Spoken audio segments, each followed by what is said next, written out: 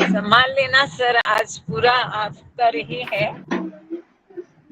कोई प्रॉब्लम नहीं है, बस काम करने लगे।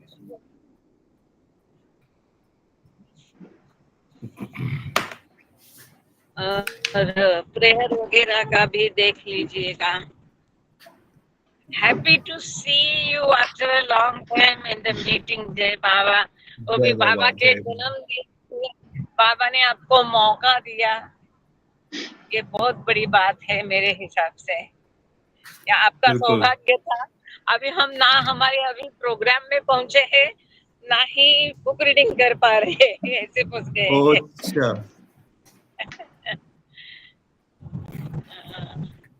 मैं अभी माइक बंद करती हूँ। जय बाबा। शॉर्ट प्रेयर से शुरू करेंगे। प्रियतम परमात्मा हमारी ऐसी सहायता करो। बुक रीडिंग के बाद फिर जो प्रार्थना है वो तुम कर लेना, प्रार्थना जो भी है अनिल। ठीक है जी, हाँ ठीक है। ठीक है। अब मैं जितने ही है 5 पेज, हो सकता है ये 1 घंटे से ज्यादा लगे, 1 घंटे से कम, तो मैं लेकिन ये 5 पेज को पूरा ही करूंगा। हाँ, रिकॉर्डिंग आपको करना है और वो शॉर्ट प्रेयर आप करेंगे या मैं करूं? क्या?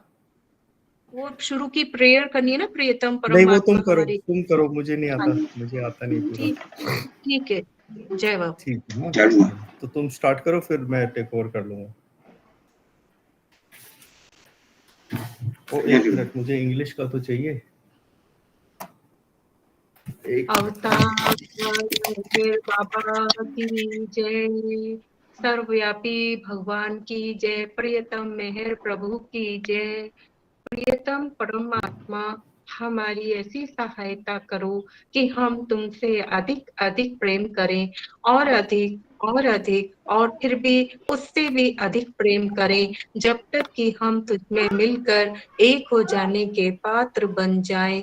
और तू हम सब की ऐसी सहायता कर कि हम अंत अंत तक बाबा का दामन दृढ़ता से पकड़े रहें। अवतार मेहर बाबा की जय।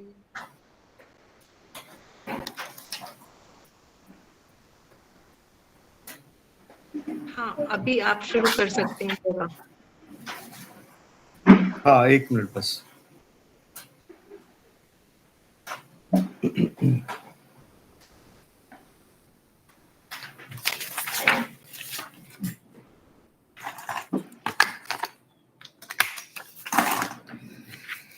सो या ओके, हाँ मैं कर रहा हूँ, रिकॉर्डिंग ऑन कर रहा हूँ।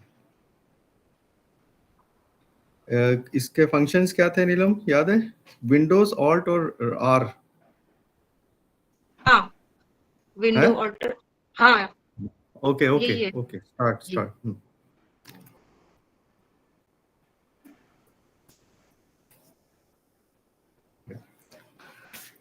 अवतार मेहर बाबा की जय। सभी बाबा प्रेमियों को मेरा सादर प्रणाम और सभी को जय बाबा। आज का हम ये बुक रीडिंग शुरू करेंगे। बुक का नाम है द बॉयज, और इसमें हम स्टार्ट करेंगे पेज नंबर 343 से। सो बुक पृष्ठ संख्या है 343 से शुरू करेंगे। हाँ जी, बोलिए। रिकॉर्डिंग हो रहा है कि नहीं? विंडोज आल्ट और आर है, और ऊपर आपको की विंडो में दिखाई देगा। यस, हाँ हाँ, कंफर्म करके स्टार्ट किया मैंने। या कंफर्म करके स्टार्ट किया। ओके, ठीक है। सो ये है पृष्ठ संख्या 343, और जो पुस्तक है इसका नाम है द बॉयज। तो इसमें एक नया new session starts at Meher center. Esfandiar starts the session telling the group that the spiritual path is very dangerous. तो इसमें मेहर सेंटर में एक नया सत्र शुरू होता है, और एस्फांदियर जो है वो एक नए सत्र की शुरुआत करते हैं, और उसमें पूरे ग्रुप को और समूह को बताते हैं कि यह आध्यात्मिक मार्ग जो है बहुत ही खतरनाक है। इसमें आगे मेहरनोश जो है वो इंटरप्रेट करते हैं। मेहरनोश interprets, Baba told Esfandiar when he started to obey his orders From then on, he was not to talk. Baba pressed on Esfandiyar's lips to emphasize this. An attendant was also to be told if Esfandiyar broke his silence. Then Baba would be told and he would forgive Esfandiyar when he came personally for an interview. तो इसमें आगे मेहरनोश अनुवाद करते हैं कि बाबा ने एक बार एस्फांदियर से कहा कि जब से वह उनके आदेशों का पालन करने लगा है तब से उसे कुछ भी बोलना नहीं है, यानी कि उसे पूरी तरह से मौन रहना है। इस बात पर जोर देते हुए बाबा ने एस्फांदियर के होठों को दबाया और एक गेस्चर प्रेजेंट किया कि ऐसे इसको बिल्कुल लिप्स को और अपने होठों को बिल्कुल बंद करके रखना है, किसी से बोलना नहीं है। और अगर एस्फांदियर अपनी चुप्पी तोड़ता है या अपने मौन को तोड़ता है तो एक असिस्टेंट या एक सहायक या एक परिचारक को बताया जाएगा ताकि उस पर ध्यान रख सके वो, और फिर बाबा को बताया जाएगा। और जब वह व्यक्तिगत रूप से बाबा से साक्षात्कार के लिए आएगा तो वह एस्फांदियर को माफ कर देंगे। आगे एस्फांदियर जो है बोलते हैं कि in English, Esfandiar, accidentally I broke my silence 3 or 4 times. The teacher would walk by and I would accidentally say hello. तो एस्फांदियर इसमें बोलते हैं कि गलती से मैंने 3-4 बार चुप्पी तोड़ भी दी थी। कभी कभी ऐसा होता था कि हमारे जो टीचर है पास से मेरे पास से गुजरते और मैं गलती से उन्हें नमस्ते कह देता। Then Esfandiar continues. Then he says that I was taken to Lower Mehrabad and Baba might at the time be doing some paperwork and he would stop, he would forgive me and give me a chance only to talk to him. And he would ask, do you have anything to say? इसके बाद हिंदी में एस्फांदियर आगे कहते हैं कि मुझे उसके बाद लोअर मेहराबाद ले जाया गया और उस समय बाबा शायद कुछ कागजी काम कर रहे थे, पेपर वर्क कर रहे थे, और वो रुकते और मुझे माफ करते और मुझे सिर्फ उनसे ही बात करने का अवसर देते, यानी कि वो केवल बाबा से ही बात कर सकते थे, किसी और से नहीं। और फिर बाबा मुझसे पूछते कि तुम्हें कुछ और तो नहीं कहना है। Esfandiar then continues, eventually in not speaking, I began to notice that I was forgetting words in my mind. So Baba then decided that is enough silence. He did not want me to forget my language. Esfandiar explain करते हैं आगे इसमें, आखिरकार बिना बोले मुझे एहसास होने लगा कि मैं अपने मन में ही जो शब्द हैं उनको भूल रहा हूं। तो बाबा ने फैसला किया कि अब चुप रहना या मौन रहना काफी है। वे नहीं चाहते थे कि मैं अपनी भाषा भूल जाऊं। तो बाबा ने इसके बारे में बताया कि बाबा ने जब फैसला किया कि अब आपको चुप रहना बहुत हो गया, मौन रहना बहुत हो गया काफी, और बाबा ये नहीं चाहते थे कि एस्फांडियर अपनी भाषा ही भूल जाएं इतना चुप रहने से। तो उन्होंने उस फैसला किया कि अब एस्फांदियर का मौन को तोड़ सकते हैं। Esfandiar continues further, I was not studying at the time, only doing my inner work with Baba. At the time I heard the ringing of the bell. Baba said that this is what you hear on the first plane, the ringing of the bell. The weather got warmer and warmer in Mehrabad. Baba then found property in Toka and then we moved there for 6 months from June to December 1928. And this location was very beautiful. There was forest and there was no rainfall. एस्फांदियर आगे कहते हैं कि मैं उस वक्त पढ़ाई नहीं कर रहा था और सिर्फ बाबा के साथ अपना आंतरिक काम कर रहा था, और उस समय मैंने घंटी बजने की आवाज सुनी। ये मन की बात है कि उनके मन में उनको घंटी सुनाई देती थी, और फिर बाबा ने कहा ये वही है जो आप अपनी पहली भूमिका पर इसको सुनते हैं, ये जो घंटी बजने की आवाज है। मेहराबाद में फिर मौसम गर्म होता गया। फिर बाबा ने टोका में एक संपत्ति खोजी रहने की जगह, और जहां हम 6 महीने यानी कि जून से दिसंबर तक 1928 में रहे और वहां चले गए। वह स्थान बहुत सुंदर था, वहां जंगल था और वहां बारिश नहीं होती थी, वहां बरसात भी नहीं होती थी। Then question is to Espandier that Baba once told you that always hold on to his arm to counter the ups and downs on the path. What about the difficulties in your own worldly life? अब ये स्पंदियर से प्रश्न पूछा जाता है कि बाबा ने आपसे एक बार कहा था कि रास्ते में आने वाली कठिनाइयों का सामना करने के लिए हमेशा उनका हाथ थामे रहो। तो आपने अपने सांसारिक जीवन में आने वाली कठिनाइयों के बारे में क्या किया?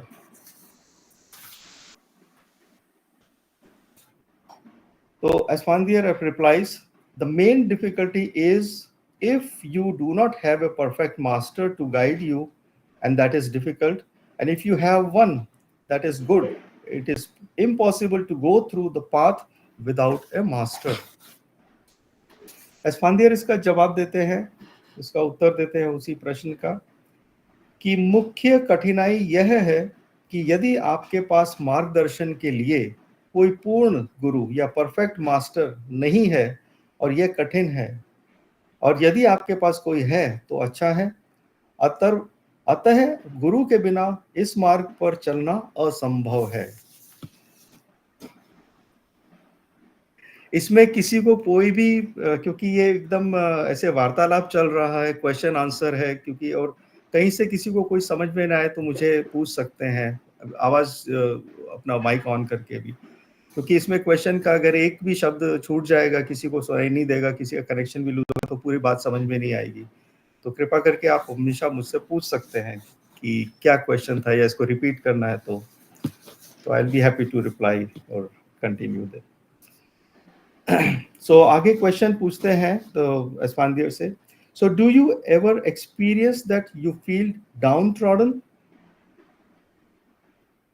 अब इसमें है कि हिंदी में इसका अनुवाद है कि एस्पांदियर से फिर एक प्रश्न पूछा जाता है कि क्या आपको ऐसा महसूस होता है कि आप डाउनट्रॉडन यानी पददलित या कुचला हुआ या दबा हुआ, उत्पीड़ित, ऑप्रेस्ड या डिप्रेस्ड, ऐसा कुछ महसूस करते हैं? डाउनट्रॉडन के मैंने हिंदी रूपांतरण किया है कि क्या आपको ऐसा महसूस होता है कि आप डाउनट्रॉडन है, आपको दबा हुआ महसूस होता है इस स्थिति में? तो एस्पांदियर replies, it does happen, but because I have 100% faith in Baba, and I know that he will hold my hand and take me through any problem. इसका जवाब देते हैं इस प्रश्न का कि आपको ऐसा महसूस होता है कि आप दबा हुआ महसूस करते हैं? तो एस्पांदियर इसका जवाब देते हैं, यस, हाँ, ऐसा होता है, लेकिन चूंकि मुझे बाबा पर 100% भरोसा है, इसलिए मुझे पता है कि वह मेरा हाथ थामेंगे और किसी भी समस्या से मुझे बाहर निकाल लेंगे। Esfandiar continues, at the beginning, all the bad thoughts rushed into me without any control. Later on, with Baba's grace, I was able to control my thoughts. इसी प्रश्न के जवाब में जो एस्पांदियर हैं आगे बोलते हैं, आगे कहते हैं कि शुरुआत में सभी बुरे विचार बिना किसी नियंत्रण के मेरे मन में, मेरे अंदर घुस जाते थे। बाद में बाबा की कृपा से ही मैं उन विचारों को नियंत्रित करने में सक्षम हो सका। तो बाबा की ये सब, बाबा का ही सब ये विचार आना था और बाबा के ही नियंत्रण, बाबा के से ही की सहायता से ही ये नियंत्रित उनके विचार होते थे। अगला प्रश्न then he is asked by this group, in inner thoughts this seems to be Espandier's chosen place. Bhau Kalchuri says Baba used to tease people who were doing meditation. Bhau said the best meditation is to love others and make others happy. इसका प्रश्न है कि आंतरिक विचारों में ऐसा लगता है कि एस्पांदियर द्वारा जो चुनी गई जगह है। भाऊ कल्चूरी कहते थे बाबा ध्यान करने वाले लोगों को चिढ़ाया करते थे। भाऊ ने कहा कि सबसे अच्छा ध्यान जो है वो दूसरों के से प्यार करना और दूसरों को खुश रखने में है।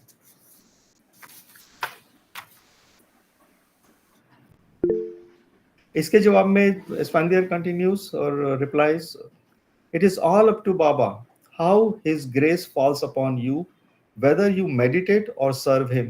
Service is harder, but if Baba's grace falls on one in this way, and then it is your path. एस्फांदियर जवाब देते हैं कि यह सब जो है बाबा पर निर्भर करता है कि उनकी कृपा आप पर कैसे पड़ती है। आप ध्यान करते हैं या उनकी सेवा करते हैं। सेवा करना कठिन है, लेकिन अगर बाबा की कृपा इस तरह से किसी पर पड़ती है तो यही आपका मार्ग है। Now the next question is which is asked from Asfandiar was, what effect did Baba's dropping of the body on January 31st 1969 have on you? इसका जो है then Asfandiar जो जवाब देते हैं, when I heard the news I was very very sad, but what could I do? I had to continue to keep my internal relationship with Baba. एक और प्रश्न पूछा जाता है एस्फांदियर से, और ये प्रश्न है कि 31 जनवरी 1969 को बाबा के देह त्यागने पर आप पर क्या प्रभाव पड़ा था। तो एस्फांदियर इसका जवाब देते हैं कि जब मैंने यह खबर सुनी तो मैं बहुत दुखी हो गया, लेकिन मैं क्या कर सकता था। मुझे बाबा के साथ अपने आंतरिक संबंध को बनाए रखना था।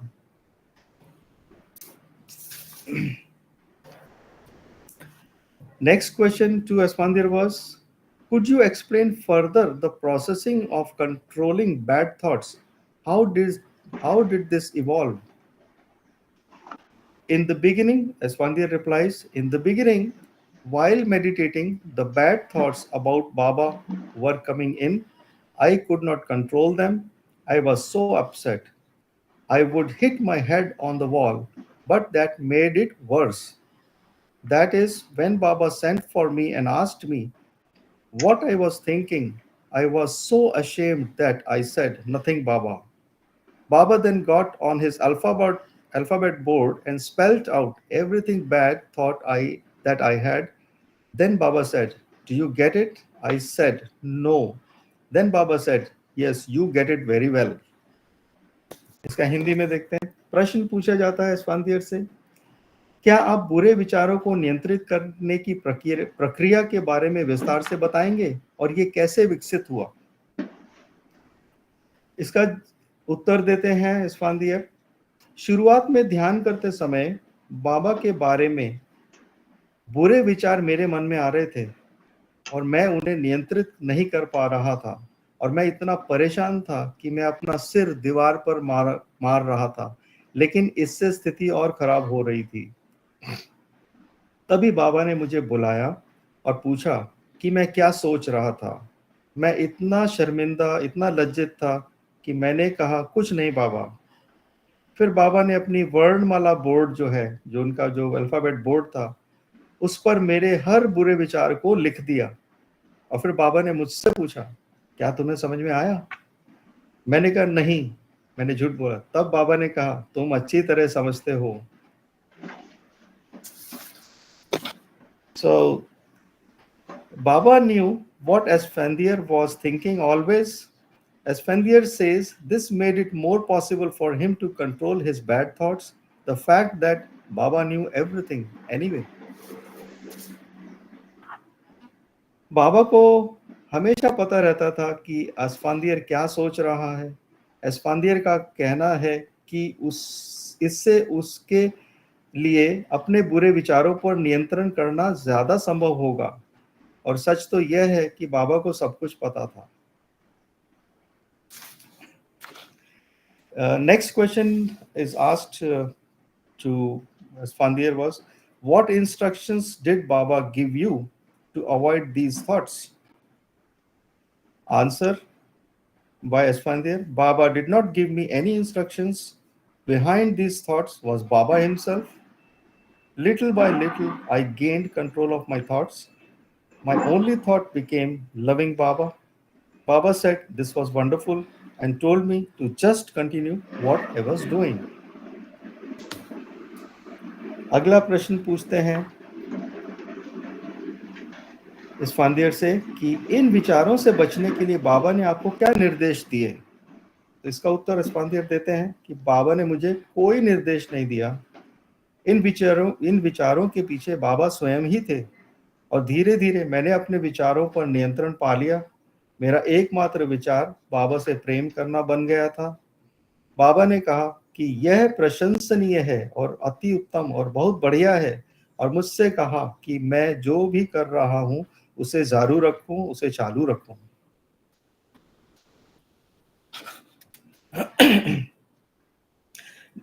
Next question to Esfandiar was there any inner relationship with Baba in this regard to his universal work, and did this exist with Esfandiar?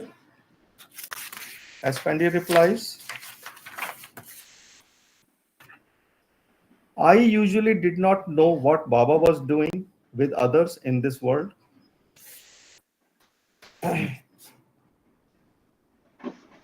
अगला प्रश्न बाबा से एस्फांदियर से पूछते हैं कि क्या बाबा के जो सर्वव्यापी कार्य है उसके संबंध में उनके साथ कोई आंतरिक संबंध था, यानी कि एस्फांदियर का कोई संबंध था बाबा के आंतरिक कार्य से, तो और क्या ऐसा एस्फांदियर के साथ भी ऐसा ही था।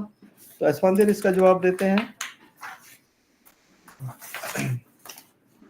कि मुझे आमतौर पर यह नहीं पता होता था कि बाबा दुनिया में दूसरों के साथ क्या कार्य कर रहे हैं। तो यानी कि इससे प्रतीत होता है कि आंतरिक कार्य नहीं था उनके साथ जो जिसके बारे में एस्फांदियर को पता था। So next question to Esfandiar is, you mentioned hearing bells on the inner planes. What was the sound like? Esfandiar replies, a continuous ringing. At the beginning, I heard it very clearly.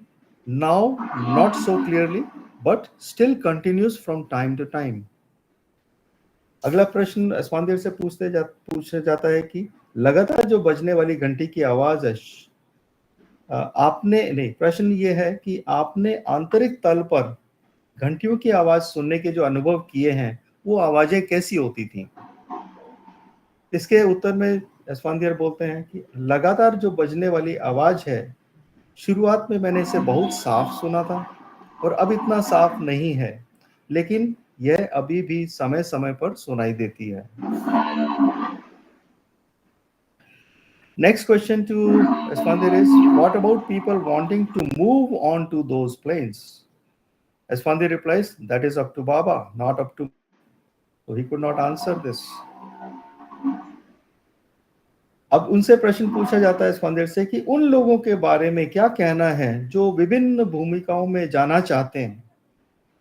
तो एस्फांदियर कहते हैं यह बाबा पर निर्भर है, मुझ पर नहीं। तो इसका मतलब एस्फांदियर को नहीं पता था इसके बारे में कि जो जाना चाहते हैं उनके लिए क्या सजेस्ट कर सकते हैं, क्या निर्देश दे सकते हैं एस्फांदियर। तो ये बिल्कुल बाबा पर ही निर्भर है। Next question to Esfandiar is, now how does nature factor into our lives? Esfandiar replies, spiritually all of the beautiful scenery is worthless. The main thing is to hold on to Baba's daman. अगला प्रश्न है,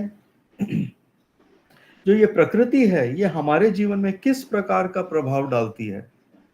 ये जो group है, जो समूह है, ये इनसे पूछते हैं एस्फांदियर से। तो इसका जो उत्तर देते हैं एस्फांदियर कि आध्यात्मिक दृष्टि से जो जितनी भी सुंदरता है और जितने भी सुंदर दृश्य हैं पृथ्वी पर या जहाँ कहीं भी, ये सब बेकार हैं और मुख्य बात यही है कि बाबा के दामन को थामे रखना है।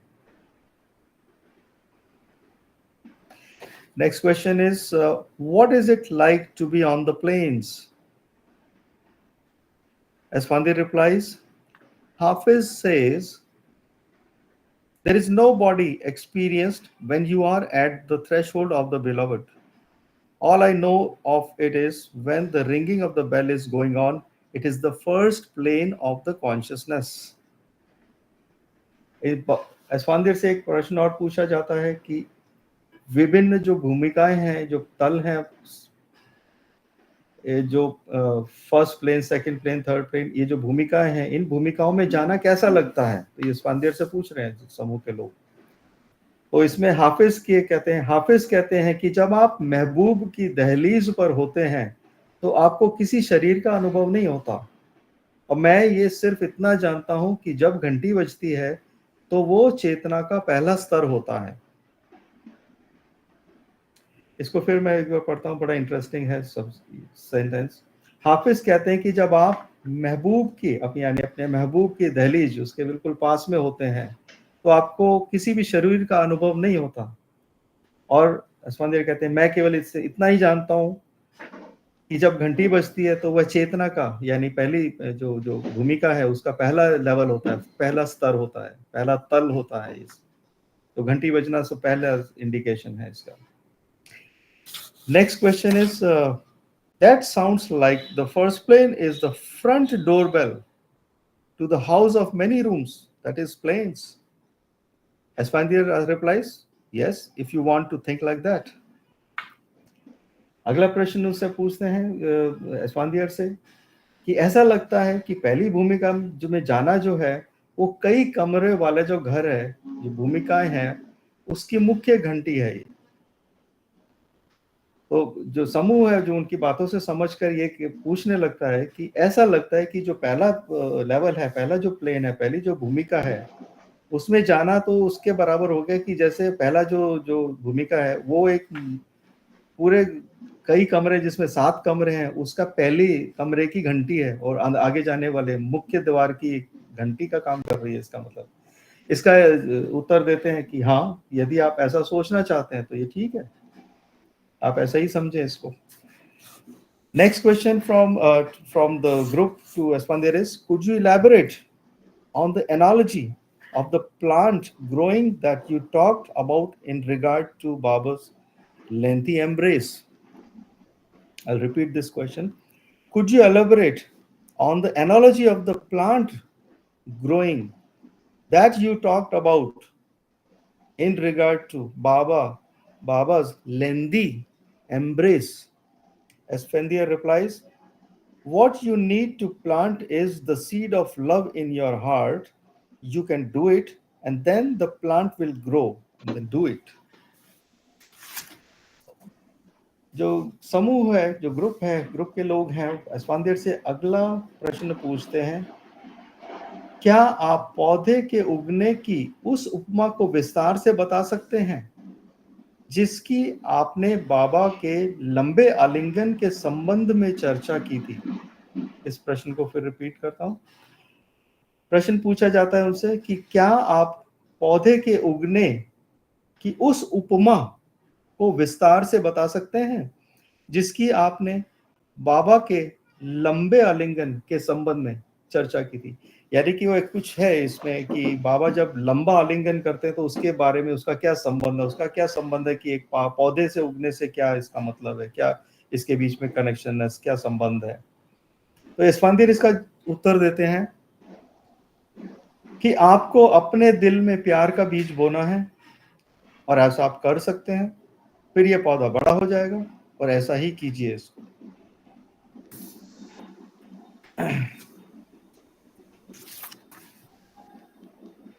इसके बाद after this new session is continued at another meeting place, and the meeting place is this Meher Spiritual Center.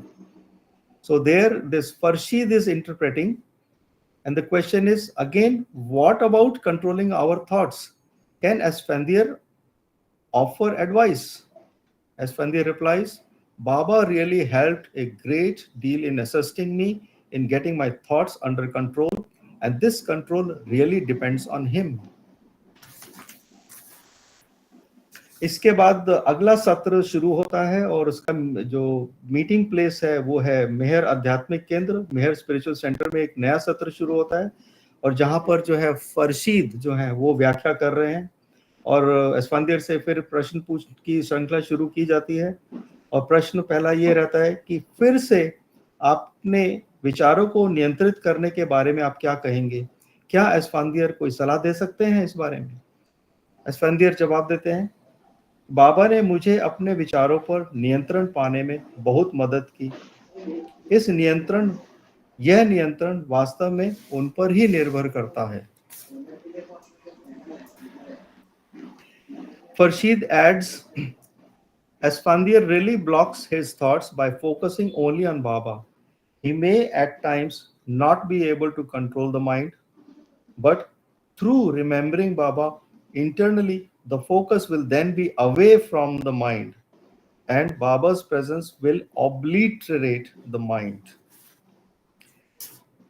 इसमें फरशीद आगे कहते हैं कि एस्फांदियर जो है वास्तव में केवल बाबा पर ध्यान केंद्रित करके अपने विचारों को अवरुद्ध करता है और वह कभी-कभी मन को नियंत्रित करने में सक्षम नहीं हो सकता है, लेकिन आंतरिक रूप से बाबा को याद करने के माध्यम से जो है ध्यान जो है उसका मन से दूर हो जाएगा और बाबा की उपस्थिति जो है मन को नष्ट कर देगी।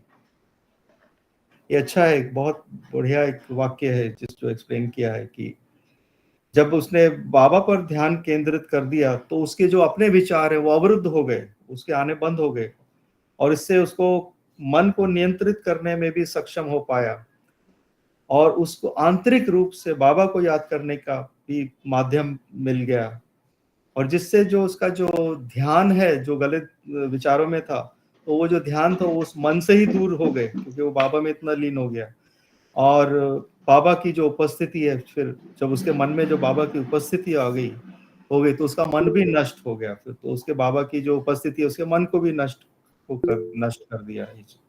तो बहुत ही अच्छा है। Next question by the group is what about Chota Baba, that is Abdullah Pakarwan, and his experience on the sixth plane? Must be interesting. Esfandiar replies, when Abdullah achieved the sixth plane of consciousness, he was hospitalized in a dazed state. I went into the hospital and asked him if he knew me, saying to him, so I asked, who am I? Chota Baba replied. Right? So Chota Baba replied, when I asked, who am I? He replied, Baba. I showed him a matchbox and asked him, what is this? He again responded, Baba. Quite surprising. इसका हिंदी में देखते हैं। वो जो समूह है वो फिर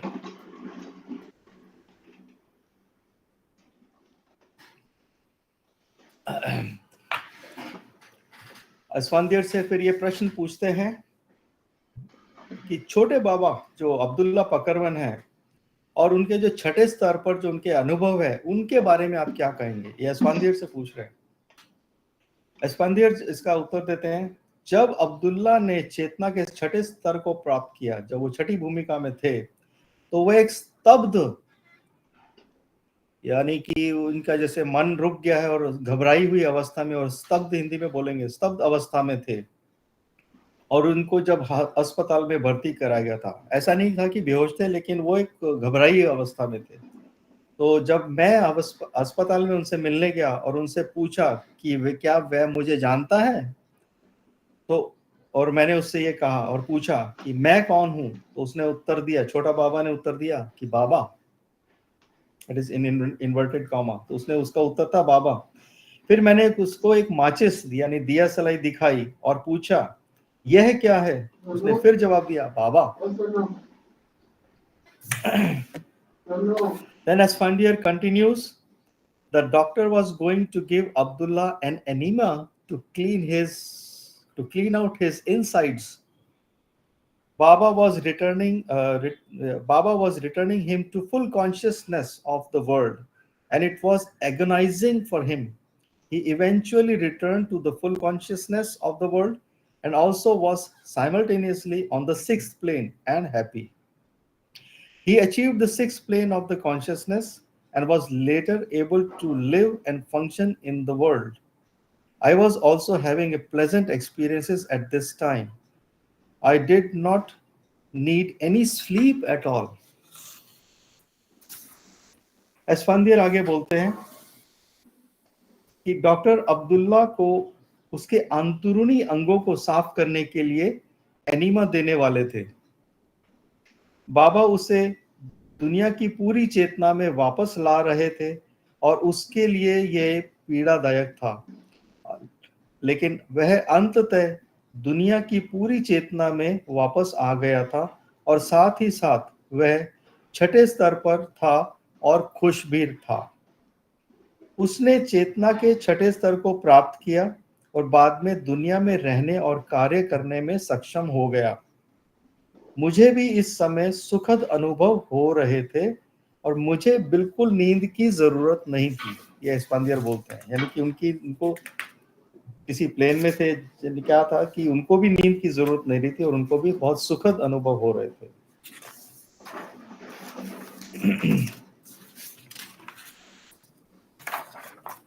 ये अब जो हम है 348, now we are at page number 348 and which will be the last for today. Then the next question to from the group is to Esfandiar is, what happened after Baba closed the ashram and told the youngsters that they had to go home? Esfandiar replies, again, I was heartbroken. How could Baba do this? But it was all his will and his order. अगला प्रश्न जो है group जो है समूह है वो एस्फांदियर से पूछते हैं कि जब बाबा ने आश्रम बंद कर दिया और युवाओं से कहा कि वे घर जाएं, तो उसके बाद क्या हुआ? एस्फांदियर जवाब इसका उत्तर देते हैं कि फिर से मेरा दिल टूट गया। मैंने सोचा कि बाबा ऐसा कैसे कर सकते हैं, लेकिन क्या कर सकते थे, उनकी यही इच्छा थी और उनका यही आदेश था। Next question. What about later in 1929 when Baba visited you in Yazd? Yazd is a place in Iran. So Esfandi replies, Baba knew what all the boys were doing in Iran at the time. We all visited him for 4 days in Yazd, and Baba then visited his father Sheriar Ji's home village and also surrounding temples in the area. अब अगला प्रश्न जो एस्फांदियर से पूछा जाता है समूह द्वारा कि 1929 में जब बाबा यज़्द में आपसे मिलने आए तो क्या हुआ? ये यज़्द एक जगह है ईरान में। एस्फांदियर इसका उत्तर देते हैं कि बाबा को पता था कि उस समय ईरान में ये सभी लड़के क्या कर रहे हैं और हम सभी 4 दिनों तक यज़्द में बाबा से मिलने आए और मिलने गए उनसे, और उसके बाद बाबा अपने पिता शेरियार जी के गांव गए और तथा वहां पर जो है आसपास के मंदिरों में भी दर्शन किए। तो इसी के साथ ये जो प्रश्न का समाप्त होता है और इसमें किसी को कोई कुछ डाउट हो तो पूछ सकते हैं, मैं उसको फिर ले सकता हूँ। और इसमें अगर मेहर कृपा जी हैं वो कुछ ऐड करना चाहें तो बहुत अच्छा रहेगा। तार मेहर बाबा की जय। मेहर कृपा जी हैं क्या?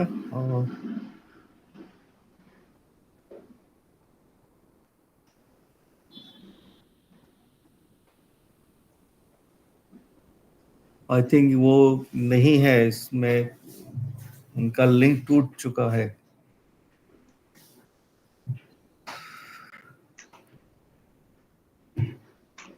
समय है अगर कोई भी इसमें कुछ कहना चाहे, कोई कमेंट। जय बाबा। सर एक क्वेश्चन आया था, आपको कुछ बोझा महसूस होता है क्या? कुछ ऐसा भारी महसूस होता है क्या? वो एक क्वेश्चन था। हाँ उसको होता है, वो समझ नहीं पाया मैं, वो बोझा उल्टा महसूस होता है। जो मतलब जब उस पहली भूमिका में तो ऐसा उनको पूछा गया था कि वो डाउन ट्रॉडन वाला जो था जिसमें कि आपको ऐसा तो नहीं दबाव महसूस होता है, तो उसमें हाँ कर उसका हाँ ये जगह है। कि इसमें था ना, जैसे क्या आपको कभी ऐसा महसूस होता है कि आपको कुचला हुआ, दबा हुआ या उत्पीड़ित महसूस करते हैं? तो उन्होंने जवाब दिया था, हाँ ऐसा होता है, लेकिन कहते हैं उसका कि मुझे 100% बाबा पर भरोसा है, इसलिए मुझे पता है कि वे मेरा हाथ थाम लेंगे और मुझे किसी भी समस्या से बाहर निकाल लेंगे। तो इस विश्वास पे वो फिर पूरा इसको सह पाते हैं। तो ये तो है ही, हमने आगे भी इसको छठे प्लेन पे भी देखा, जो प्रश्न पूछा गया इनसे अब्दुल्ला पकरवान से छठी भूमिका में, तो उसकी क्या दयनीय हालत थी, घबराई अवस्था में उसको तो हॉस्पिटल भर्ती कराया गया। तो इससे पता लगता है कि शारीरिक स्थिति और हो सकता है मानसिक स्थिति में भी काफी इसमें जोर पड़ता है कि, लेकिन हमारे लिए समझना बहुत मुश्किल है कि क्या स्थिति रहती है। बस यही है कि बाबा का ध्यान रखते हुए कर सकते हैं सब। जय बाबा सर, बहुत अच्छे से समझाया आपने। और जैसे कृपा ताई ने अब्दुल्ला फखरबान का जो चैप्टर चला था, तो उसमें जब वो हॉस्पिटलाइज थे, तो उनका बेटा जो राका था, तो वो ईरान में था, और अब्दुल्ला फखरबान जो थे वो दुबई में थे। अच्छा। तो उस समय हाँ, तो उनको इच्छा हो रही थी राका से मिलने की, तो वो एकदम आंखें बंद थी उनकी, और वो ये बोल रहे थे, देखो मेरा बेटा राका मेरे पास खड़ा हुआ है। तो ये छठवीं भूमिका वाला जो होता है कि उनने मन में जो विचार किया और वो उनके सामने होता है, वो छठवीं भूमिका वाला। तो बहुत अच्छे से याद है, और आज बहुत अच्छे से समझ में आया, आपको सुनने को मिला। जय बाबा, जय बाबा, जय बाबा, जय बाबा।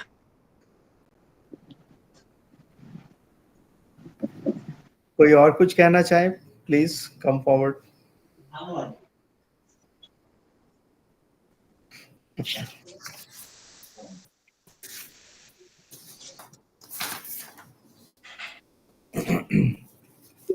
जय बाबा, जय बाबा, कहीं ना जय बाबा।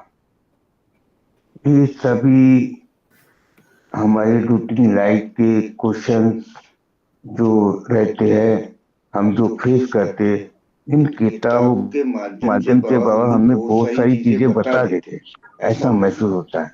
बिल्कुल, बहुत सारी चीजें जो हम डेली लाइफ में फेस कर रहे हैं कि हमें करना क्या चाहिए, और वो क्वेश्चन का आंसर ही किताबों ही मिलता है। बहुत सारी असमदाय जो क्वेश्चन आंसर है, कहीं ना कहीं हमारी लाइफ में इंटरटेक कर रही है, वो कहीं ना कहीं हम ढूंढ रहे हैं, और उससे हमें पता लगता है कि बाबा तो ये सब चीज बता रहे, हमें किस हिसाब में चलना चाहिए। तो इसका उससे ज्यादा और क्या कह सके हम, जब इस सृष्टि का अवतार खुद हमको गाइडेंस कर रहा है, और बहुत ही परफेक्टली तरीके से कि हमें क्या करना। असलमदार की बात नहीं है, ये बात हम सबकी है, बस उनको माध्यम बन गए बाबा कि उनको माध्यम बना के हमें कुछ चीज बताना है, ऐसा मुझे महसूस हो रहा था। जय बाबा, जय बाबा, बिल्कुल ठीक कहा।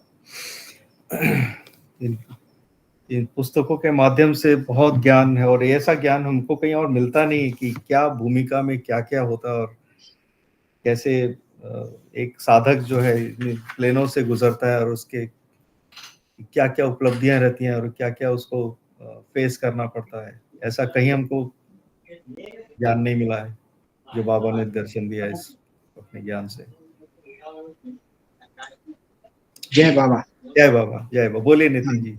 हाँ, नहीं, मेरे को एक पूछना कि ये जो अब्दुल्ला थे, वो अभी 6th प्लेन तक, एक बार 6th प्लेन पर गए तो जिंदगी भर वो तो 6th प्लेन में होंगे, तो वो कौन सा व्यवसाय या ऐसा काम कुछ कर रहे थे क्या? इसके बारे में मैंने ये भी पूरी किताब नहीं पढ़ी है, तो अच्छा, इसमें एक ग्रुप में बहुत लोग जो कंटिन्यू कर रहे हैं, उनको अगर पूछेंगे तो जवाब दे पाएंगे। तो जय बाबा, मैं बता सकता सर। हाँ, प्लीज। जो अब्दुल्ला पकरवान थे 6th प्लेन के थे, उनके बच्चे भी थे, और वो कुछ वर्क भी करते थे, और वर्क के साथ उनके साथ बहुत सारी बहुत सारी चीजें घटित हुई है। उनका ईरान में रहते हुए उनकी फैमिली के साथ इंटरटेक करना, फिर बच्चों, बहुत सारे डिस्टर्बेंस हुआ फैमिली में।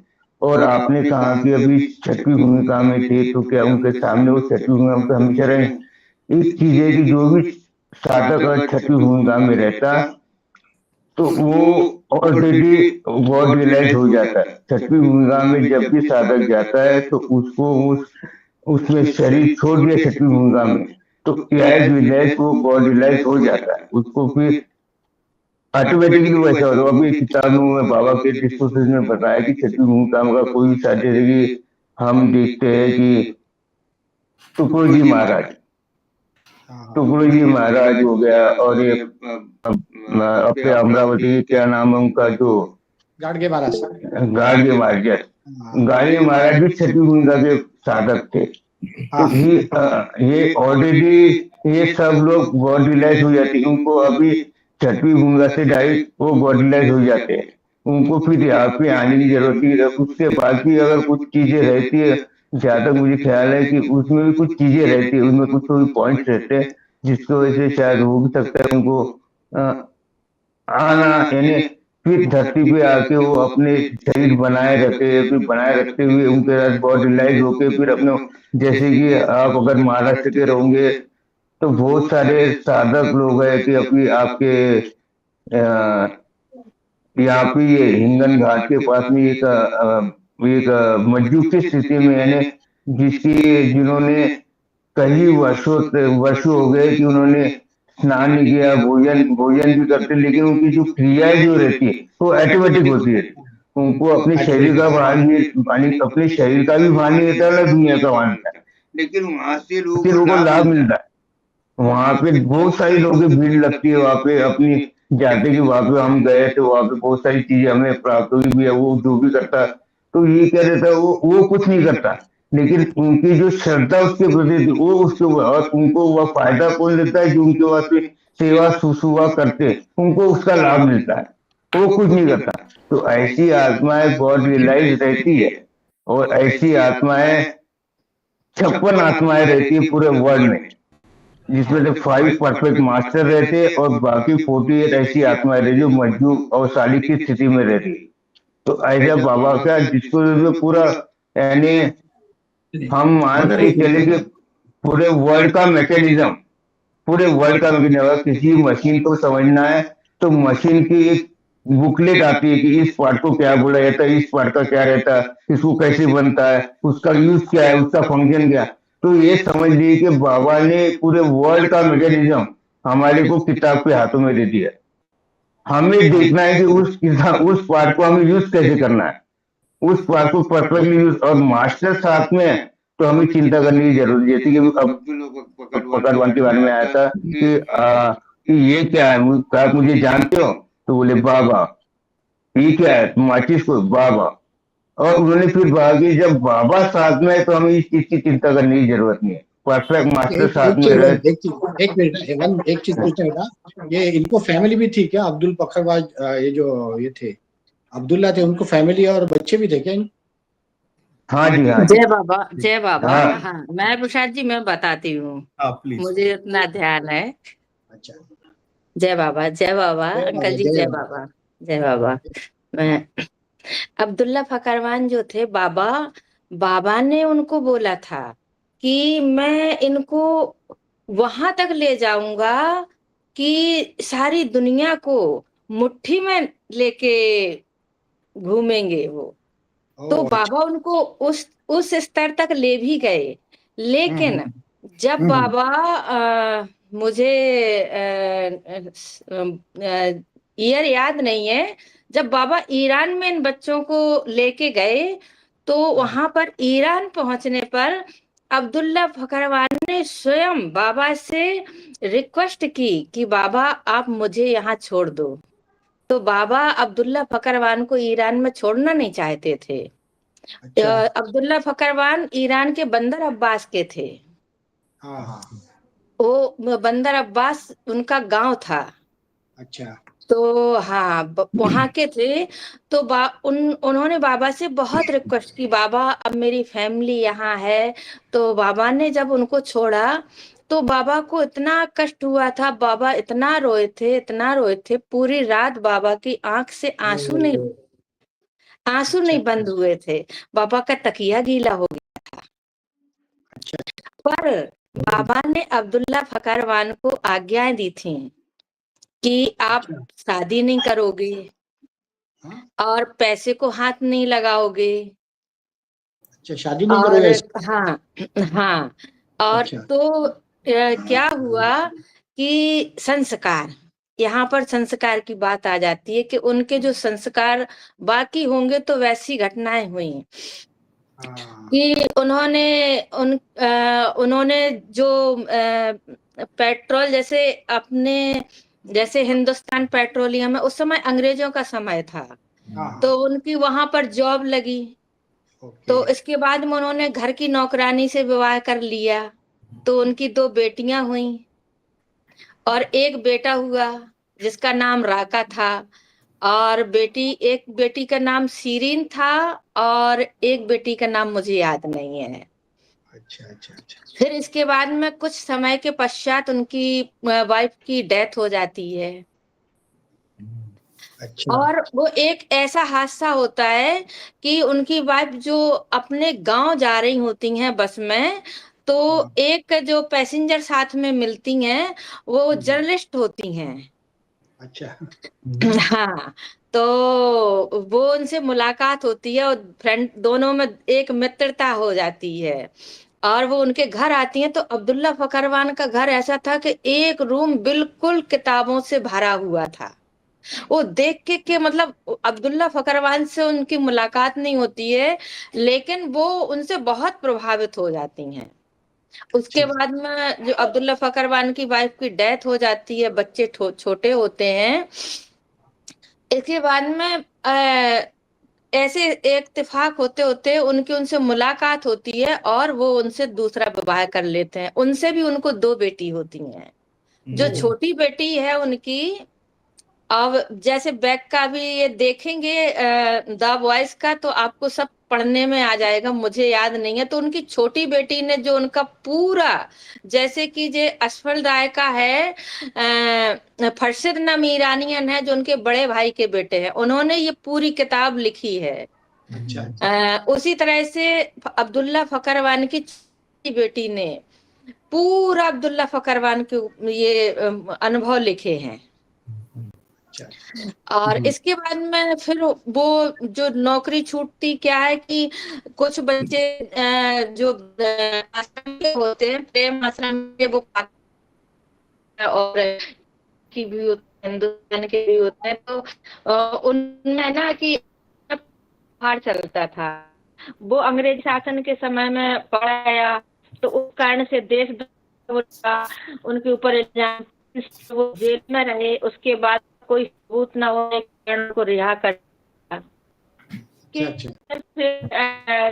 जो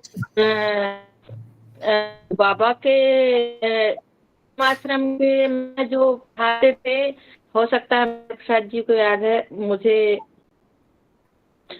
हाँ ईरान कहते हैं। तो वो क्या थी, उनको अब्दुल्ला फकरवान से मुलाकात होती है। वो सिर्फ जॉब कर रहे होते हैं सब। तो फिर वो सिप की जॉब से भी छिपा करते हैं।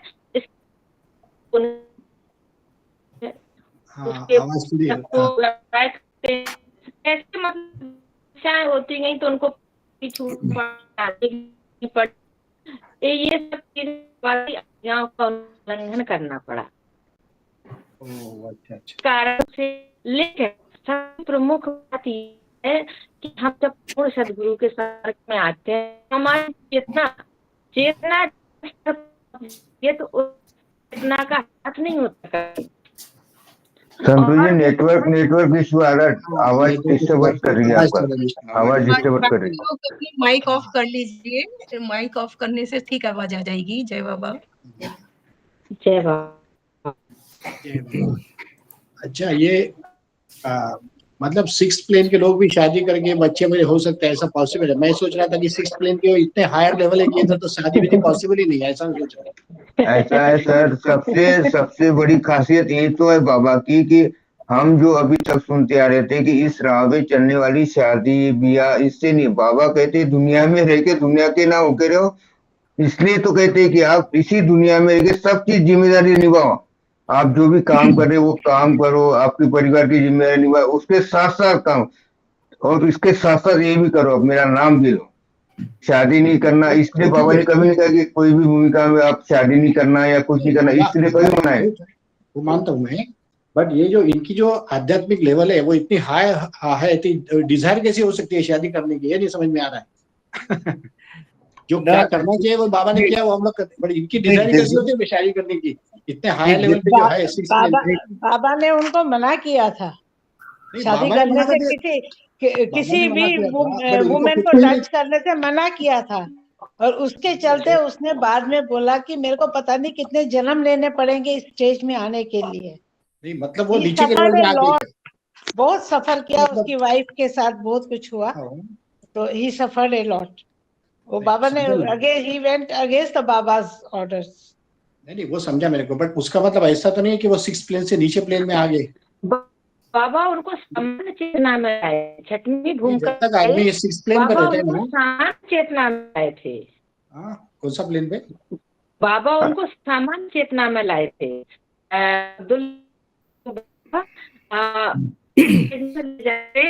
संतोषी जी, आप अपना अगर वीडियो ऑफ करके बोलेंगे तो शायद आवाज आ जाएगी। नहीं बाबा ने उनको नीचे का प्लेन में लाए थे। जितिन जी का भी वीडियो, ये माइक ऑन है ना, तो दो और माइक होने से गड़बड़ हो रहा है। ये है ना, अभी 6th प्लेन का आदमी लोग शादी कर सकते हैं। अभी राम और कृष्ण तो 7th प्लेन पे थे, उन्होंने भी बच्चों को जन्म दिया, तो 6th प्लेन पे भी कर सकते हैं, ऐसा भी तो हो सकता है, ऐसा में भी ऐसा भी होगा। अभी राम और कृष्ण तो 7th प्लेन पे थे। जय बाबा, जय बाबा। मैं इसको ऐसे समझता हूं कि ये तो शरीर चेतना का कभी हरास नहीं होता। अगर किसी भूमिका में रहे या अभी वहाँ आदमी है, हम इंसान के रूप में जन्म हुए, तो अगला जन्म हमें इंसान का ही मिलेगा, उससे नीचे का नहीं मिलेगा। हम कुत्ता बिल्ली ये नहीं मिलेगा। वैसी चेतना का रहता है। अगर 6वीं प्लेन पे कोई साधक है तो वो उसका अगर शादी भी किया अब्दुल्ला पकड़वान ने, तो अगले जन्म में वो 6वीं प्लेन के नीचे नहीं आएगा, 5वीं प्लेन में नहीं आएगा, वो 6वीं प्लेन में ही रहेगा। उससे नीचे कभी नहीं आएगा। यही डिफरेंस बिटवीन है हमारा बाबा के जो डिस्कोर्सेस है और कुरान बाइबल को डिस्कोर्सेस पढ़ते हैं, तो वहां का और यहाँ का तालमेल जब मिलाते कि हम कहते भैया तुमने ऐसे कार्य किए हो तो तुम अगले जन्म में कुत्ता बिल्ली बनोगे। कभी भी चेतना का हरेसमेंट होता नहीं है, चेतना का कभी हरेसमेंट होगा नहीं। जो चेतना आपको मिली है उस चेतना में ही आप बॉन्ड होंगे। अब्दुल्ला पकड़वान जो था तीसरी भूमिका में, पिछले जन्म में तीसरी भूमिका में उसको हार्ट अटैक आया था। अच्छा। तो इस जन्म में उसको तीसरी भूमिका से स्टार्ट हुई उसकी जर्नी। अच्छा। बस उसको रिमेम्बरेंस कराना पड़ता है। जब कोई पर्दा पड़ जाता है, कोई साधक भूमिका में अपनी बॉडी ड्रॉप कर देता, इन बिटवीन अगर किसी साधक ने पहली भूमिका में बॉडी ड्रॉप कर दिया, अब अगले जन्म में उसको पहली भूमिका में तो रहेगा, लेकिन उसके जो संस्कार रहते हैं, जो पहली भूमिका तक आते आते उसे हमने जो भी कार्य किया, तो संस्कार तो बनना ही बनना है। तो संस्कार को खत्म होने तक, उसको बैलेंस होने तक, यानी उतने संस्कार बैलेंस होने तक, जब वो संस्कार थोड़े थोड़े कम हो जाते तब उसका पर्दा हटाया जाता, तो फिर वो पहली भूमिका में ही आएगा, वो उसके नीचे नहीं जाएगा। वैसे 6वीं भूमिका का साधक अगर बॉडी ड्रॉप करता है तो 6वीं भूमिका में ही रहेगा, ना कि 5वीं भूमिका में रहेगा। अगर आपने इसका सिंपल एग्जांपल बाबा ने दिया हुआ है, आपने KG1 पास कर लिए और नेक्स्ट ईयर में आप KG2 में गए और किसी कारणवश आपने KG2 पास नहीं कर पाए, तो आप क्या KG1 में फिर से एडमिशन करोगे क्या? नहीं, आपको KG2 से ही स्टार्ट करना पड़ेगा फिर से। डाउनफॉल कभी नहीं आता इसमें, भूमिका में या विकास के क्रम में। जय बाबा। वो मानता हूं मैं। मेरे को खाली आश्चर्य लगता है कि 6th प्लेन पे आदमी को डिजायर कैसे रहती है सब करने की।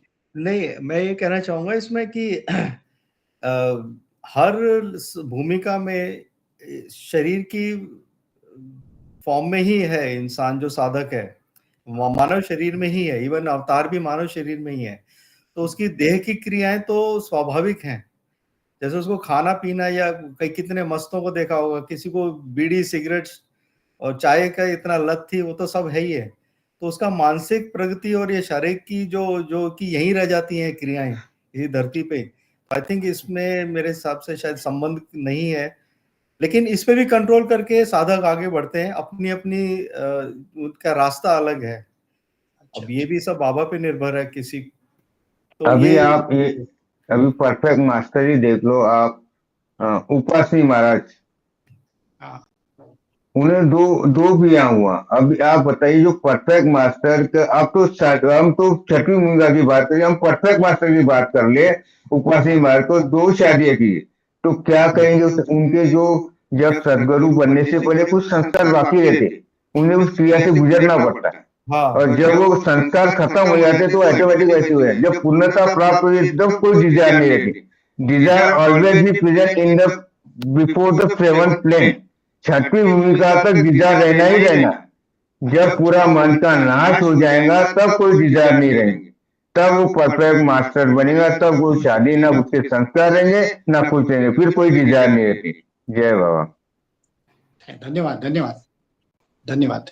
जय बाबा जय बाबा जय बाबा जय बाबा जय। अच्छा हुआ, डिस्कशन अच्छा हुआ ये सब। तो अच्छा, इसको 1 घंटा हो गया, तो हम इसको आज समाप्त करते हैं प्रोग्राम। तो नीलम तुम का देखोगे तो आज, और आई थिंक मेहरा रामडोकर जी भी हैं शायद ज्वाइन है, मैं एक बार कंफर्म करता हूँ। तो उनसे हम आग्रह कर सकते हैं कि अगर वो थोड़ा सा अपनी प्रस्तुति कर पाए तो। जय बाबा है वो ज्वाइन है, यस।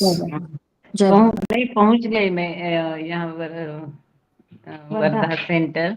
अच्छा हाँ, आप कुछ कहना चाहें? रेणुका का नंबर है। तो आज 25 फरवरी है, किसी को भजन गाना है, यदि आपके पास समय है, क्योंकि यू आर होस्ट टुडे, तो एक दो भजन गा सकते हैं। फिर आपको आरती लेना है, आरती प्रार्थना आप तय करिए। जय बाबा। आप किसको आग्रह कर रही हैं?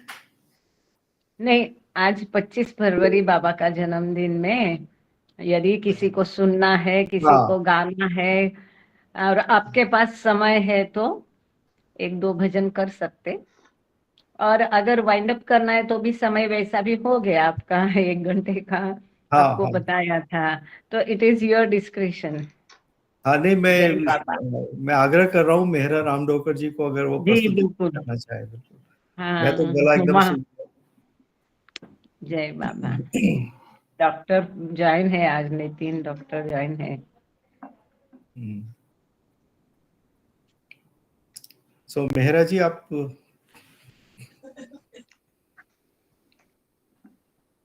जय बाबा। जय बाबा।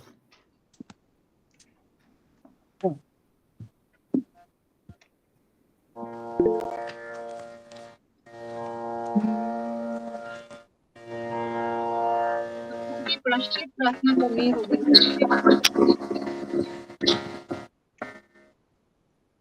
बाकी लोग अपना माइक बंद कर दीजिए। बाकी लोग अपना माइक बंद कर दीजिए प्लीज। जय बाबा। जय बाबा। शुरू करूं मैं? जी शुरू कीजिए। अगर आप वीडियो ऑन कर सके तो अच्छा रहेगा। बाबा की प्रार्थना पहले करेंगे ना? जय बाबा। हाँ क्या नीलम? की प्रार्थनाएं पहले करेंगे, फिर आरती करेंगे। जय बाबा। अच्छा, तो प्रार्थना कौन करेंगे? आप में से कोई प्रार्थना करना चाहते हैं बाबा की परवरदिगार प्रार्थना? अच्छा, अवतार मेहर बाबा की जय। संतोषी जी अपना माइक और ये चलिए जैसे भी है। अवतार मेहर बाबा की जय। अवतार मेहर बाबा की जय। हे परवरदिगार, सबके राखनहार और सबकी रक्षा करने वाले, तुम्हारा कोई आदि नहीं है और न तुम्हारा कोई अंत है। तुम अद्वैत हो, तुम तुलना से परे हो और तुम्हारा पार कोई नहीं पा सकता है। तुम्हारा कोई रंग और रूप नहीं है। तुम आविर्भाव से रहित हो और तुम गुणातीत हो। तुम अपार हो और अगाध हो, कल्पना और धारणा से परे हो, शाश्वत हो और अनश्वर हो। तुम अखंड हो और दिव्य नेत्रों के सिवाय और किसी भी प्रकार से तुम्हें कोई नहीं देख सकता है। तुम्हारा अस्तित्व सदैव था, तुम सदैव रहते हो और तुम सदैव रहोगे। तुम सर्वत्र हो, तुम हर वस्तु में हो और तुम हर जगह से परे तथा हर वस्तु से परे भी हो। तुम आकाश में हो और पाताल में हो, तुम व्यक्त हो और अव्यक्त हो। तुम सब लोकों पर हो और समस्त लोकों से परे हो। तुम तीनों भवनों में हो और तीनों भवनों से परे भी हो। तुम अगोचर हो और स्वतंत्र हो। तुम सृष्टि के रचने वाले हो, स्वामियों के स्वामी हो, समस्त मनों और हृदयों के ज्ञाता हो। तुम सर्वशक्तिमान हो और सर्वव्यापी हो। तुम अनंत ज्ञान हो, अनंत शक्ति हो और अनंत आनंद हो। तुम ज्ञान के महासागर हो, सर्वज्ञ हो, अनंत ज्ञान रखने वाले हो। तुम भूत, वर्तमान और भविष्य के ज्ञाता हो और तुम स्वयं ज्ञान हो। तुम पूर्ण दयामय हो और सतत पर हितकारी हो। तुम आत्माओं की आत्मा हो और अनंत गुणों से संपन्न एक परमात्मा हो। तुम सत्य, ज्ञान और परमानंद की त्रिमूर्ति हो। तुम सत्य के मूल हो, प्रेम के महासागर हो। तुम सनातन सत्ता हो, ऊंचों में सबसे ऊंचे हो। तुम प्रभु हो और परमेश्वर हो। तुम पर ब्रह्म हो और परात पर ब्रह्म भी हो। तुम पर ब्रह्म परमात्मा हो, अल्लाह हो, इलाही हो, यजदान हो, अहूर मज्द हो और प्रियतम ईश्वर हो। तुम्हारा नाम एजद अर्थात एकमेव पूज्य है। हे असीम दया के निधि प्रभुराज, हम अपने सब पापों के लिए पश्चाताप करते हैं। हर एक विचार के लिए जो असत्य, अनुचित या गंदा था, हर एक बोले हुए शब्द के लिए जिसे बोलना हमें उचित न था, और हर एक कर्म के लिए जिसे करना हमें उचित न था, स्वार्थ से प्रेरित हर एक कर्म, शब्द और विचार के लिए तथा दुष्प्रेरित हर एक कर्म, शब्द और विचार के लिए हम पश्चाताप करते हैं। विशेषकर हर एक कामुक विचार तथा क्रिया के लिए, ऐसे हर एक वचन के लिए जिसको हमने पूरा नहीं किया, सब असत्य वचनों के लिए और सभी निंदा, पाखंड, दंभ या लोगों के पीछे उनके दोष बताने के लिए हम अनुताप करते हैं। हे प्रभुराज, आप हम पर असीम दया करके हमारे किए हुए पापों को क्षमा कीजिए और वैसे ही आपकी मर्जी के अनुसार विचार करने में, बोलने में तथा कार्य करने में जो हमारी असमर्थता सदा रहती आई है, उसको भी क्षमा कीजिए। यही हमारी आपसे प्रार्थना है। प्रियतम परमात्मा, हमारी ऐसी सहायता कर कि हम तुझसे अधिक प्रेम करें, और अधिक और अधिक, और फिर भी इससे भी अधिक प्रेम करें, जब तक कि हम तुझमें मिलकर एक हो जाने के पात्र न बन जाएं। और तू हम सबकी ऐसी सहायता कर कि हम अंत अंत तक बाबा का दामन दृढ़ता से पकड़े रहें। अवतार मेहर बाबा की जय। कोई त्रुटि हो तो बाबा क्षमा कीजिए। अवतार मेहर बाबा की जय।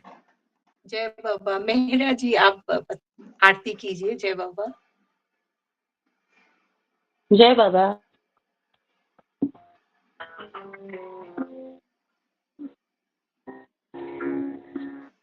अवतार मेहर बाबा की जय।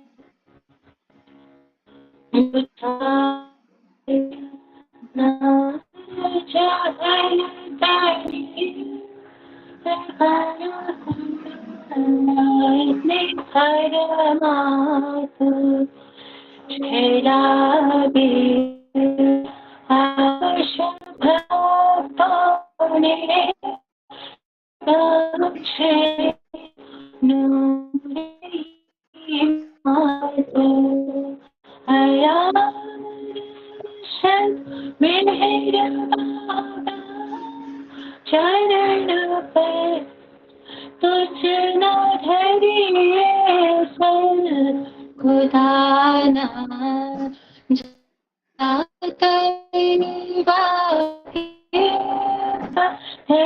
बैठो मेरा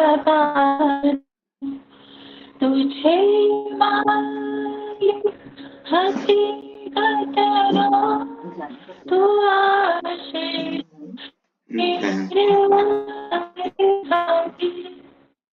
तुझे दरिया मारे आपल्याला पुढं एकदम शेवटी शेवटी लागणार दोघांनी द्या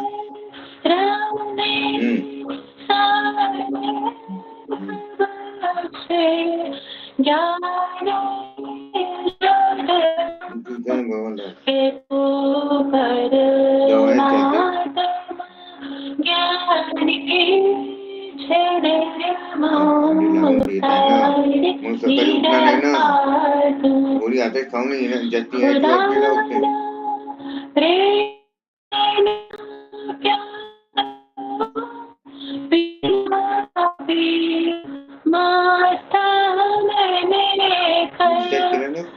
तुझ पर जान सदके सागिया पीते पयमा तू हमारी नाव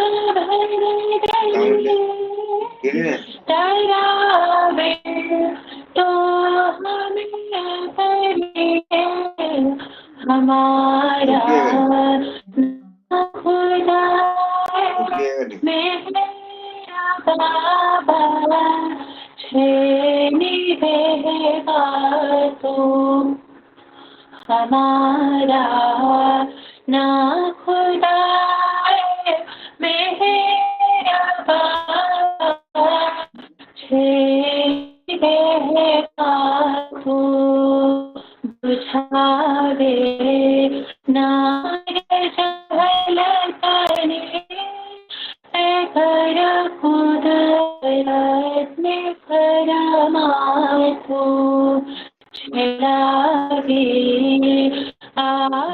तिला आवडते का मला तिला विचार तुला काय आवडते बोलणार नाही म्हणा आवडते का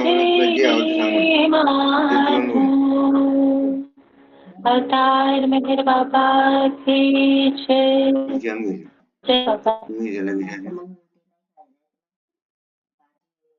जय बाबा जय बाबा। अभी सभी लोग अपने माइक ओपन कर सकते हैं, जय बाबा कर सकते हैं सभी को। जय बाबा जय बाबा जय बाबा जय बाबा जय बाबा जय बाबा प्रेम जय बाबा जय बाबा जय मेहर बाबा जय बाबा और मेहर बाबा की जय जय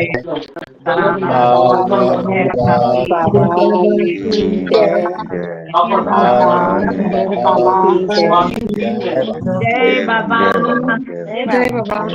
बाबा जय बाबा सबको मुबारक जय बाबा आप लोग सावंगी वर्धा का सेवाभावी संस्था है, बहुत सोशल वर्क करते हैं। अगर आपको देखना चाहे तो मैं 2 मिनट में दिखा दूं। जी जी दिखाइए 1 मिनट। हाँ बैक्स देखिए बाबा तुम भी बैठे हैं सभी देख रहे क्या हॉल है। अच्छा बाबा प्रेमी ऑलरेडी आ गए हैं यहाँ पर। जय बाबा जय बाबा जय बाबा। विभाताई देखो यहाँ है विभाताई। जय बाबा हाँ कर लीजिए बाबा के दर्शन, बहुत सुंदर है यहाँ पर। ये सावंगी सेवा भावी संस्था करके बाबा का केंद्र है और बहुत सोशल वर्क करते हैं। मुफ्त में गरीबों को खाना खिलाना, मेडिकल इंस्ट्रूमेंट्स प्रोवाइड करना और काफी सारे इनका काम है। जो बाबा के सुंदर तस्वीरें आजकल हम लोग देख रहे हैं। हाँ, तो वो तस्वीरें यहाँ के प्रवीण बल्लमवार करके है, वो दिखते हैं। और खास बात तो ये है, आप लोग सब लोग जय बाबा कर सकते हैं। जय बाबा, जय बाबा, जय बाबा, जय बाबा, जय बाबा, जय बाबा। ये ऑनलाइन बाबा की मीटिंग है। जय मेहर बाबा। ताई सुरेश, वो आहे का तिथे दौड? हो, आहे दौड आहे। एक मिनिट, मेहर रेणुकाला सांगते, ती देते। जय बाबा, जय Baba. Thank you so much doctor साहब, जय बाबा। और सभी का बहुत बहुत आभार। थैंक यू बाबा, जय बाबा। एक मिनट, दौड़ सबको देते हैं। एक मिनट। जी। हाँ रेणुका ताई, हाँ जय बाबा। हा जय बाबा, जय बाबा। दौड साहेबांचा थोडक्यात परिचय सांगा यांना। अच्छा, दौड मामांचा का? ते आपल्या सेवा कार्यातच आहे सध्या। एक मिनिट। हे सगळं जे घडवलं आहे ते दौड साहेबांच्या माध्यमातून बाबांनी घडवलं आहे। हो नक्कीच। इथे तुम्ही अभी यहाँ पर देख सकते हैं आप कि हमारे अंकल जो है, दौड़ अंकल, वो अभी भी सेवा कार्य में जुटे हुए हैं और सभी बाबा प्रेमियों के लिए चाय बना रहे हैं। देखिए, उनकी सेवा का तो कोई तोड़ ही नहीं है। मामा जय बाबा करा मीटिंग। जय बाबा, जय बाबा, जय बाबा, जय बाबा, जय बाबा, जय बाबा, जय बाबा। जय मेहर बाबा सभी को। ये हमारी मेहर सेवा भावी संस्था है जो सावंगी वर्धा में स्थित है। और यहाँ पर सावंगी हॉस्पिटल जो है, तो वहाँ के मरीजों और उनके रिश्तेदारों के लिए बहुत कम रेट में, मतलब 20 रुपए में खाना दिया जाता है, जिसमें एक रोटी, बड़ी रोटी, चावल, दाल और सब्जी होती है। और ये सब हमारे अंकल के मार्गदर्शन में चलता है। यहाँ पर आप लोग देख भी सकते हैं कि यहाँ हमारा खाना बनाने की रसोई है। और साथ में रोज लगभग 250 लोगों के लिए, 300 लोगों के लिए हमारे यहाँ पर खाना बनता है। दोनों टाइम का। और ये सब बाबा की कृपा से चल रहा है।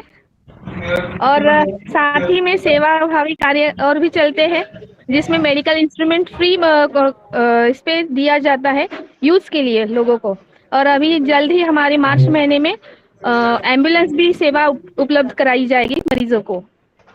और इसके अलावा और बाकी सोशल वर्क है, वो भी अनाथ बच्चों के लिए स्टडी मटेरियल, खाना, कपड़े, और बुजुर्गों के लिए खाना मटेरियल, इस तरीके से और भी ये चलते रहते हैं सोशल वर्क।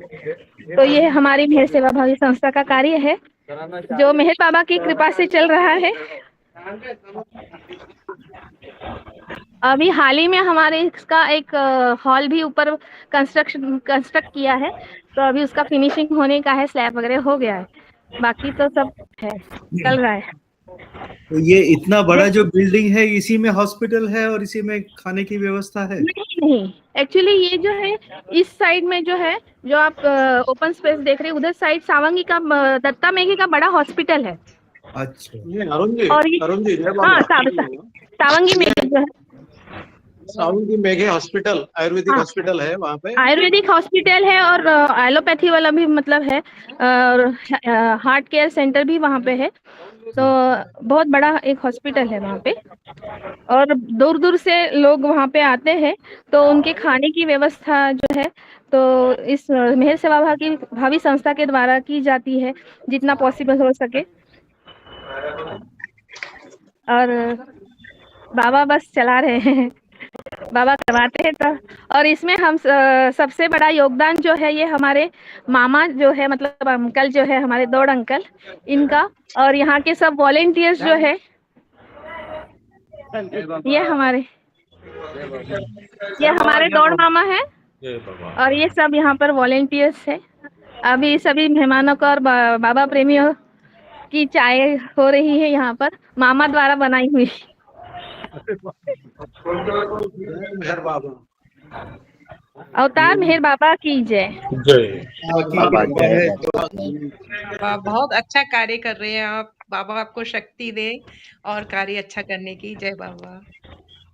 मैं तो आपको बहुत भाग्यवान समझता हूँ कि हम बाबा ने आपको ऐसा सौभाग्य दिया, सेवा किया।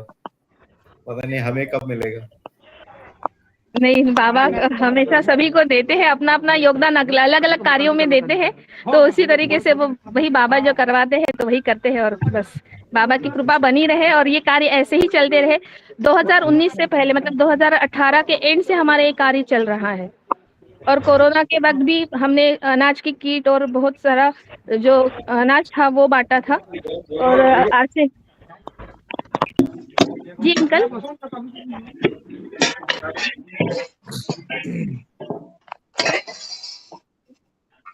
जय मेहर बाबा। Thank you. जय बाबा। जय बाबा। जय बाबा। जय बाबा। जय बाबा। जय बाबा। ठीक है। अवतार मेहर बाबा की जय। जय बाबा। जय बाबा। जय बाबा। जय बाबा फौजी साहेब, जय बाबा। जय बाबा. जय मेहर बाबा. कुठे आता कुठे आता घरी का? नाही, हॉस्पिटललाच आहे अजून, सुट्टी नाही झाली अजून. अच्छा अच्छा ठीक. जय बाबा. जय जय बाबा. बाबा. जय बाबा.